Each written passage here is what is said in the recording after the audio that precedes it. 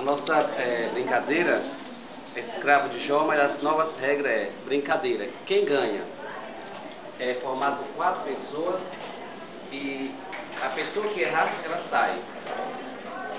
E entra outra pessoa. E ganhará quem ficar até o final. Sem errar. Não vai ser isso. E aí, assim, a gente pode trabalhar esse mesmo estilo que a gente vai apresentar aqui agora.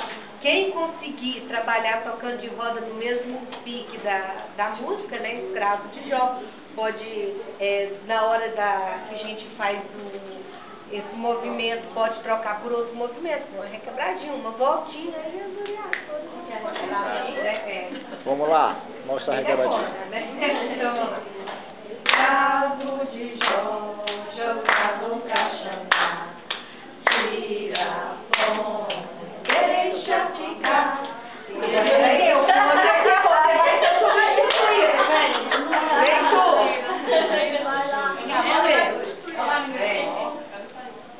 aí a gente pode ir também ver. Escravo de Jó, jogado pra chamar, tira bom.